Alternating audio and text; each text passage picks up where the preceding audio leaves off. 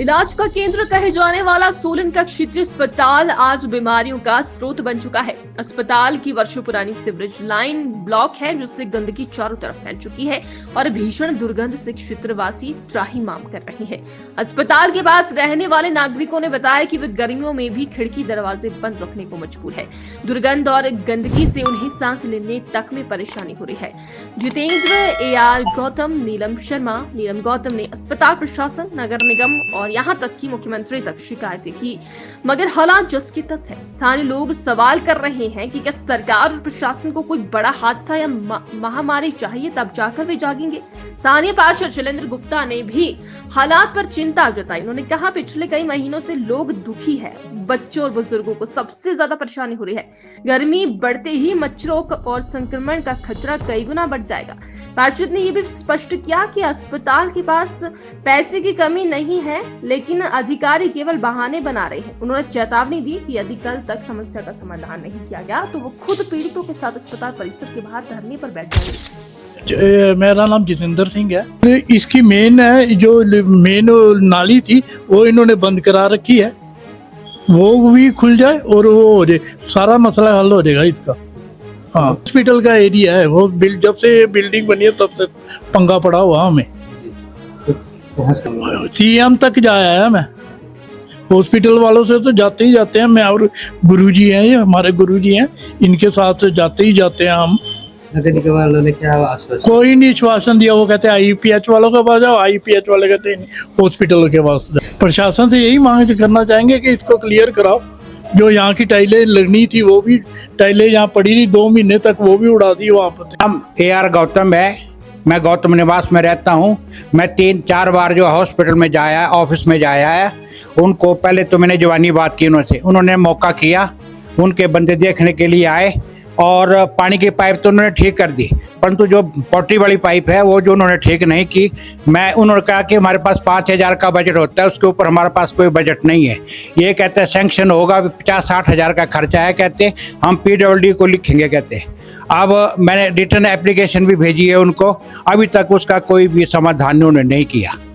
और हमारे को रहना बड़ा दुर्लभ हो गया। गर्मी का मौसम है, गर्मी के मौसम में जो बीमार हो सकते हैं। और इधर डॉक्टर मिलान है, डॉक्टर मिलान के पेशेंट भी हैं, और इधर जो किराया हम अपने जो रह रहे हैं यहाँ पर जो है, ठीक है ना, वो सभी जो है बड़े दुखी हैं। ये हमारे को बहुत समय से समस्या आ रही है, कम से कम कोई हमेशा हम कंप्लेंट करते हैं और कोई इसके ऊपर गौर नहीं किया जाता। और हम प्रशासन से यही कहते हैं कि हमारी ये बिल्कुल बिल्डिंग के सामने गंदा है, गंदा पानी निकलता है, इवन लैट्रिन वॉशरूम्स का इनका पूरी बाहर गंद होता है। हम बाहर नहीं बैठ सकते, हमारी बिल्डिंग को भी डैमेज हो सकता है इस पानी से। तो हम तो प्रशासन से रिक्वेस्ट ही कर सकते हैं कि इसको ठीक किया जाए और कम से कम साफ सफाई, नहीं तो हम लोग तो बीमार हो जाएंगे यहाँ, है ना। इतनी गंदगी से कोई भी बीमारी हमें हो सकती है। छोटे बच्चे रहते हैं यहाँ की, वाइफ की डेथ हुई उस टाइम भी इनको यही समस्या थी कि इतनी मुश्किल थी, एट लास्ट उनकी तो डेथ ही होगी। तो अब बताओ कि कैसे हम ऐसे गंदगी में रह सकते हैं। और अगर हॉस्पिटल में जाके हम कंप्लेंट करते हैं तो वो तो कहते हैं कि यहाँ तो 45-50 हज़ार का खर्चा है, हम तो इसको ठीक नहीं कर सकते।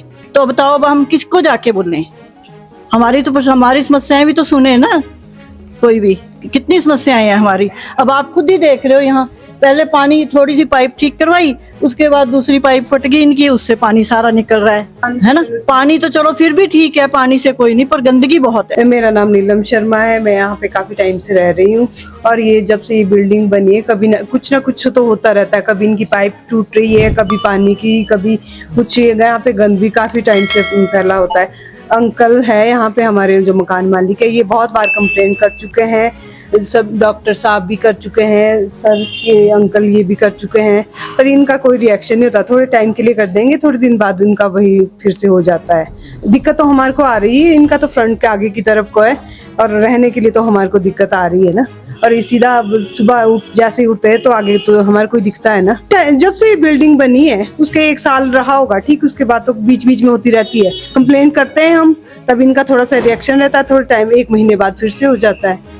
हमारी मांग ये है कि अब अच्छा नहीं लगता, बच्चे हैं हमारे साथ, हम लोग रहते हैं, इतनी सारी देखो आगे आगे तक यहाँ पे सारे लोग रहते, इतने सारे किराएदार है, सबको दिक्कत आ रही है इससे।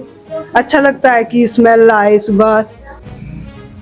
पिछले कई महीनों से जो गायनी वार्ड है उसके बैक साइड पे वहाँ कम से कम 10-12 ऐसे परिवार हैं जो सीवरेज की हॉस्पिटल की लाइन लीक होने की वजह से वो कई महीनों से परेशान है। हमारे जो स्थानीय मंत्री जो खुद स्वास्थ्य मंत्री हैं और उनके पास भी उन्होंने अप्रोच की और इवन सीएम हेल्पलाइन तक उन्होंने लिखा, लेकिन किसी के कान में जू नहीं रह गई।